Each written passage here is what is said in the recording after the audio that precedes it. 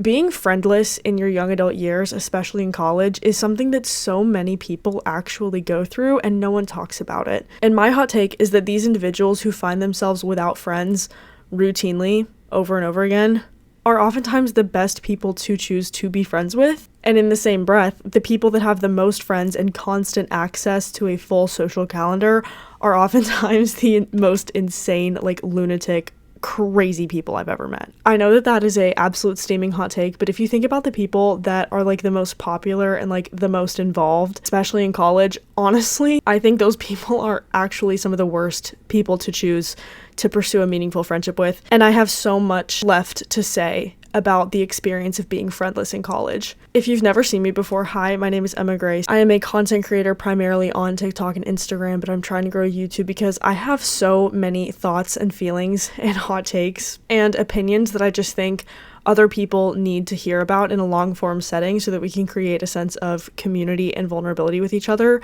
Talking about my experiences has made me feel so much better about them, and hearing people talk about things that I can relate to means everything to me, so that's why I'm here. But also, I don't think anyone specifically has ever talked about this. If you enjoyed this video or relate to anything, leave a comment. I check all of them. Without further ado though, let's get into the video.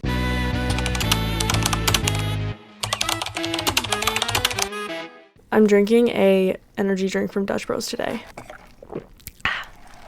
ASMR. I won't do that to you again. I'm sorry. But yeah, grab something fun to sip on, something crunchy to eat and enjoy. So the first thing I want to talk about is that actually having no friends in college is one of the most normal things to experience. And I say normal in the sense that it's so much more common than you realize. Last October, I made a video about having no friends in college, my experience with it, the amount of mental health effects that came from that, how I got over that, all of those things. And it has almost 15,000 views, and it's my highest performing video on my channel to date. And as the school year approaches, now having the ability to retrospectively look at my experience up to this point and see so many moments where I felt friendless in almost pure 2020 hindsight, I feel like I have more left to talk about with this topic. I feel like I have more things left to say, because in that video, which is super important to watch if you do feel like you're friendless in college, or if you feel like you're struggling to find friends and you just have never been able to find the people that you really click with, that is a very important video to watch. But I feel like I have more things left to say about the more common themes that I'm noticing,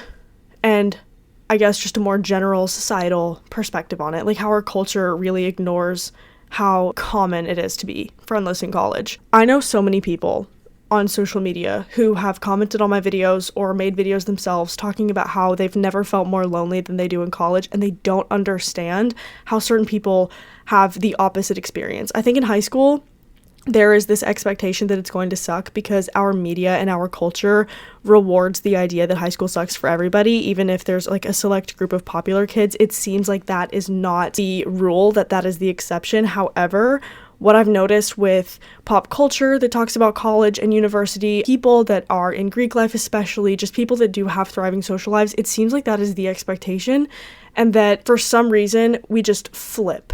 Instead of it being normal for you to still be figuring things out as a young adult entering the world for the first time, now you are expected to have all of your friends in a row, just completely and totally in a position where you fully understand who your forever friends are going to be almost as soon as you arrive to campus. And for the people that relate to that, awesome, good for you. But for the vast majority of us, I'd argue almost all of us, that is not the case. That's not what happens. That's not how it goes for us. And I don't know why we act like having no friends, or having a very, very limited amount of friends, or just experiencing loneliness pretty frequently in college is not normal, when genuinely I would argue it seems like the most normal thing to feel.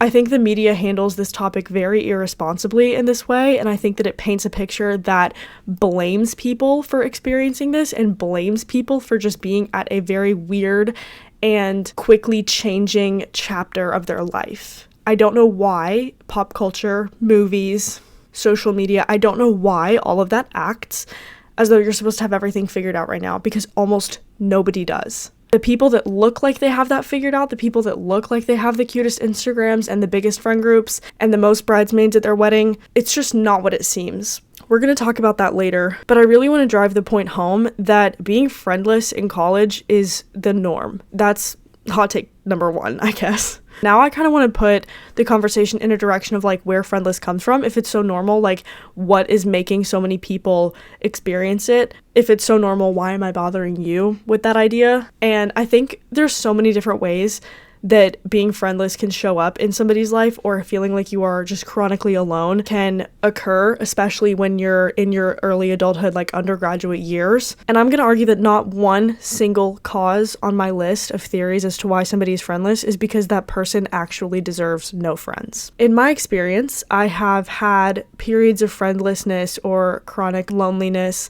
because of falling outs with friend groups. General just phases of introversion. I've seen a lot of people, especially on social media, say that they're too shy or too scared or too anxious to put themselves out there, so they just don't. I've seen, especially in my own life, a bout of bad luck. So many people experience bad luck. So many people's intuitions betray them. So many people's gut feelings aren't accurate, and you trust the wrong person. You let the wrong person into your life. You get close with the wrong people who genuinely don't want the best for you. And this has happened to me so much. I feel like my gut is like completely and totally tuned to where it needs to be, because it hasn't been in the past. And I learned the hard way that I have to be so much stricter with my program of like who I let in my life as a friend. And not one single time have I ever seen someone experience friendlessness because they truly are incapable of offering high quality friendship in a meaningful way. And this is my second hot take, which is the primary hot take of this video, is that people who deserve zero friends often have the most friends. People who have explicitly displayed an inability to pursue high-quality friendships from a standpoint of respect, genuine admiration, genuine care, and a true, meaningful rooting for other people in their life are often the ones who have the most friends. Problematic people have more friends than any of us. Why is that? I can't just say that and then not tell you why, so let's talk about why. When you are a problematic person, for the sake of this video, what we're talking about, someone who has displayed an inability to actually do any of the things that it takes to create a meaningful friendship with someone, when you are a problematic friend, you are oftentimes willing to do absolutely anything to hang out with someone or get close to someone or introduce someone into your life or even do a friendship love bombing. That is a very real thing. I need to make a video about that actually. Comment down below if you want to see a video about how to tell if you're being love bombed in a friend way, because I have learned that the hard way a couple times. But I'm clean for a while. This hasn't happened to me for a while. Oftentimes the people that are the most problematic friends are lacking in loyalty to any one particular person or any one particular standard of friendship, so they're willing to just accept anyone or do anything that they have to do to be in a friendship with someone or be in the company of people and give off the appearance that they have a lot of friends. And also, people who are problematic friends, which unfortunately at this point you may relate to this, you may not, is that there is an inability to feel happy and secure by themselves for prolonged periods of time that may or may not be within their control. So when you're watching this video, you probably feel like you're friendless and it's against your will, and if you could, you would 100% choose to have an amazing group of friends, like me too, okay? I'm saying this right now without like a friend group. I'm saying this without any real positive experiences with a friend group. I'm saying this as someone who envies that image from the outside. If we're gonna pull like a Dan Humphrey situation, I understand that and I relate to that envy. However, the difference between me and potentially you and definitely the people who are problematic friends is that in my heart, I'm completely fine without that. Of course, it's something I'd like, but it's not something that I need. It's not a requirement to feel like I am successful as a young woman growing up, discovering myself, navigating life, going through the chapters that I have to go through. Like, I'm okay without support from other people. At the end of the day, I just am. Now, I haven't always been like that.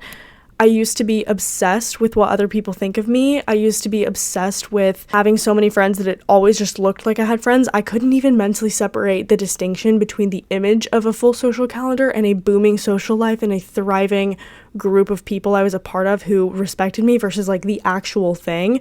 So it didn't matter to me. I was obsessed with looking like that, especially with like social media or even to myself. Like, I was just obsessed with that. And I finally got betrayed so many times. I had insane consequences to not actually having real standards that meant something. I had so many mistakes made on my own end even that just showed me I need to be okay being alone and being okay with isolation, even if it's out of your control or against your will, or in practicality, most likely just against your preferences.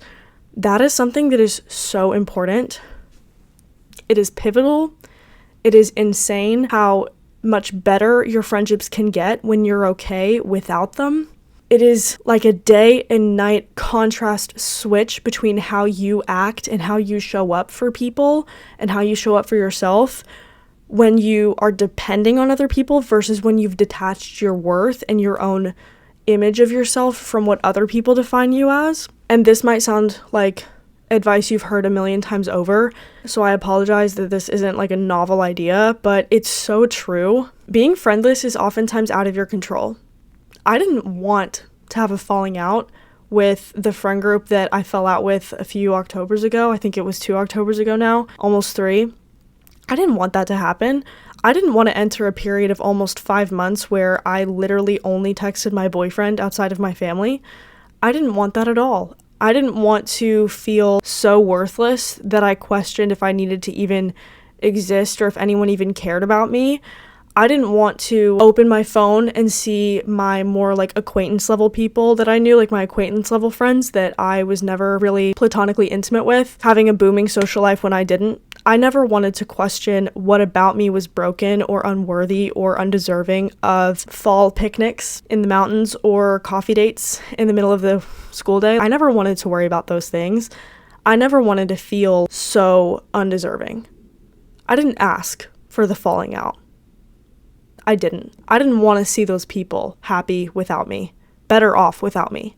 But that falling out told me that at any given point, the people that are in your life can suddenly not be. And I don't want to act like from a place of fear, I refuse to let people mean something to me, because obviously if my current best friend or like if my childhood best friend just suddenly stopped caring about me, I would be devastated. So like, I'm not saying I don't care about people, but that experience did give me a very healthy understanding of like how much impact and influence do I need to even offer other people, especially given that I had been friends with those people for like less than 4 months. I didn't need to get that deep that quick.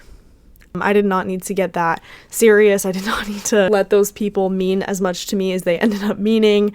I did not need to attach my view of myself to their view of me so quickly. Obviously, if one of my friends of 10 plus years told me like, hey, Emma, I think you're being like an idiot in this specific area in your life, I'd be like, you know what, your opinion means something to me. But that's because this individual would have given me multiple different examples of them being trustworthy and them wanting the best for me. I became friendless because of this massive falling out.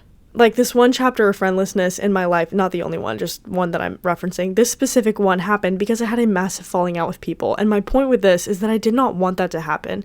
I didn't ask for that to happen. But what I learned from that experience and what I gained from that experience in a way that prevents this chapter of friendlessness from being like useless and a waste of my time, something that I gained from that is just knowing that you can spend a little bit more time really giving yourself the space to notice red flags. I did not have plausible deniability after the falling out of any of their red flags. I should have known, and I think deep down I did know. If you are experiencing chronic loneliness because you have been kicked out of a friend group, which also I cannot believe that is still happening in college, but here we are. Usually people go through that in middle school, but if that is what you're experiencing your current period of friendlessness because of, just know that this can teach you something. This can give you greater insight into the way that you show up in friendships that might actually be counterproductive. Maybe you get too attached too quickly like I did. Maybe from now on, you need to give people like the 6-month mark to actually show you if they're rooting for you as a person. Because if I wanted to actually see these people for who they were, I could have.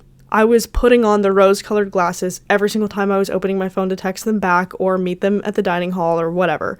Like, I was doing that. You can be friendless because you're an introvert, or you've turned into an introvert because of things that have happened to you, or you have lost faith or hope in people. And to that I say, why not fall in love with your own company? If you're an introvert and you are watching this video bothered by the fact that you're alone, why not fall in love with your own company? Why not start to enjoy yourself? Around a month after my massive falling out, I keep referencing this because this is the biggest period of loneliness I've experienced in college. I want to again disclaim, I have been friendless on and off my whole life. I've still never found a group of women who I feel confident enough in to trust my well-being with. I've never found a group of women who have given me any kind of reason to think that we have a prolonged chance of mutually beneficial friendship, if that makes sense. But this specific instance, about a month after, I realized no one was going to come back and apologize to me. And I started to play over and over again how things went down, and I stopped blaming myself for everything. I kind of realized maybe everybody sucks and I don't want to be friends with anyone and I never want to have a friend again. But deep down I was always bothered by the fact that I didn't have the friends and that they were moving on just fine without me, or that other groups of girls on campus were like having such a great time and I just wasn't a part of any of them. And so my point with that is like, what I needed to do the most was go back to what I loved. I needed to go back to my photography, or my coloring books, or my music, or my journaling, or my junk journaling. I needed to go back to what I loved and experience again how fun my own company could be, because that is what I was lacking. That perspective completely blinded me from how fun it can be to just be by myself, which is actually insane because I'm an only child. So like, I don't know how I ever forgot that, but like friendship breakups can like break you. They can break you. Believe me, I was broken. I barely wanted to get out of bed. I barely wanted to do anything. I was horrified of like the chance of seeing them on campus because I go to a small school. Like, it was mortifying. I was like terrified to see these people. So I would just stay in my room all day and be like, oh my gosh, like I hate everybody and everybody hates me. And I never even gave myself the chance to be like, you know what? Maybe I'm fun. Maybe I can give myself the support and the company that I've been looking for. And honestly, it worked. Eventually it worked. Ever since then, I haven't forgotten how beautiful my alone time can be. I have been more introspective than I ever have been. I have been more fulfilled in my own passions and my like hobbies and my side hustles than I ever have been. I've been more aligned with my own goals and ambitions than I ever have been. And honestly, like I needed to understand that the friendlessness that I was experiencing also had a silver lining in the sense that I was able to fall back in love with myself. And again, I touched on this earlier. Let's talk about the last thing. Bad luck. This is genuinely a rare instance. I think most of the time you're just having a lack of intuition, like I mentioned before about how I could have seen the red flags if I wanted to. I think it's pretty rare for people to not even know about the red flags or have no ability to see them. But this has happened to me before where everything looked great for weeks and then just something switches. Like the girl decides that she resents you, or the girl starts getting jealous, or something happens, maybe she gets a boyfriend, whatever it could be. Bad luck is a real explanation, and you don't have to blame yourself for all of this. Another reason I'm making this video is just to show people that being friendless in college is not 100% your fault. I don't even think it's 80% your fault. I genuinely don't think that having no friends or being chronically alone in college is really anybody's fault. You can just have bad luck, and that's okay. It can just be a horrible, perfect storm of disgusting people taking advantage of you without you having any way to be the wiser. It can be an amalgamation of any set of negative things that could be driving this forward, and that is just horrible. Like, that's terrible luck, but not everything is so serious to the point where you have to blame yourself for it. But again, my hot take is that if you were problematic enough to not deserve friends, then you would also be problematic enough to do whatever it takes to keep up the idea or the image that you have friends. You would trade people's personal information as chips and tokens for social capital. In other words, you would gossip about people behind their back if you were that desperate for friends. Does that kind of person deserve friends? No, but they get them because they're willing to do anything for that. And that is just one example of the kinds of manipulative, schemy, gross, like conniving ways that people who truly deserve to be alone end up with the most people around them. Nobody is that likable. Absolutely no one is that likable for everyone to like them. Like, Mean Girls is a great movie, but all those people in that montage that were talking about how awesome Regina George is, that's not real. There is nobody on this planet who is that likable and deserves that much affection from just everybody, I promise. If somebody has like an insurmountable amount of friends and they just have like the best social life and they've like never once gone a week without posting something about how like their girl group went out for drinks or whatever, like I guarantee you it's not what it seems. These people are not role models for how to get friends. These people are not examples of what to do to end up with a lot of happiness and joy in your social life. These people are lying to themselves, to each other, and to you. It is so much better to be friendless and wait for the right people to enter your life than to be some chameleon who changes their colors for whoever wants to see something from them. It is so much better to be friendless and know who you are than to change yourself for anyone to give you attention. Being friendless might suck because it's painful, but at least it doesn't suck because you lack a backbone. That's embarrassing. Being friendless might seem embarrassing because you don't really understand the full scale of how many other young people are going through that with you, but at least you're not desperate enough to just hang out with anyone and do anything for people's company. Being friendless can be very lonely and very isolating and have very real detrimental effects on your mental health when left unchecked, but at least you're not so desperate for attention that you will stoop to any level and accept attention from anyone. Like, I'm sorry, but being friendless is like very normal and it's a lot better than the alternative. You're gonna get through it. It's okay. It's oftentimes not your fault. You do have control over the situation, even if you're not the only reason that you're here in this position of chronic isolation. But also, it is significantly better than the alternative. I'd rather have dignity, honestly. At every step of the way, I'm really, really, really glad I chose dignity. Because at my lowest, I could have gone back to them. I could have begged for re-entry and admission into their friend group. I could have found other people who were as desperate as I was in that position, who would have accepted me and repeated the completely exact same cycle. I could have done any of that, but I didn't. I chose dignity every time, and I implore you to do the same. And you know what? The dignity rewarded me.